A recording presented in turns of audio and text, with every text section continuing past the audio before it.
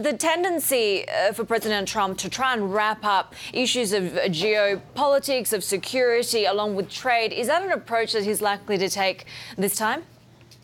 I think so. And there's a short-term agenda and there's a medium-term agenda. So I think in the short term, Prime Minister Abe wants to make sure that Japanese views are taken into account in the talks with North Korea.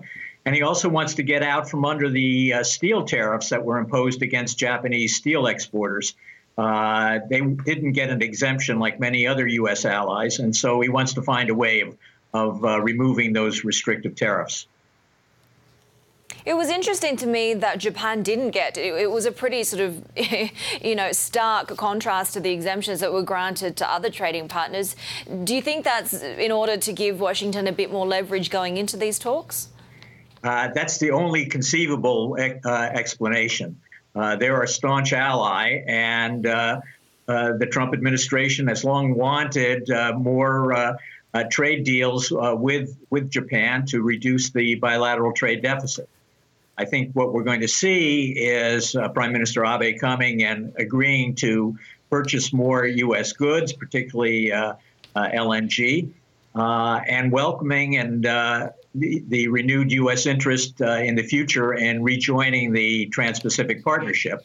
So that's something that probably can't start until next year.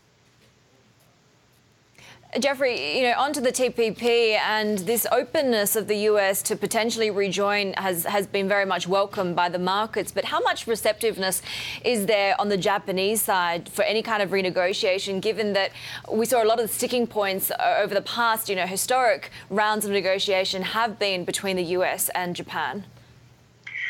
Well, having been left at the altar once, the Japanese recognized that it was still important to have the U.S. come back. And so they took the lead in among the 11 remaining TPP signatories and made sure that the deal was maintained substantially intact. But that's the deal that President Trump rejected. So it's clear that if they want the United States back, it's going to have to be a bigger deal and a better deal than the one negotiated by President Obama. But that can mean adding more things to the economic agenda, adding more members to the TPP so that the overall economic payoff is bigger. And there are many countries that already are expressing interest in joining TPP as soon as the door opens for them, including South Korea, Taiwan, Colombia, and perhaps others.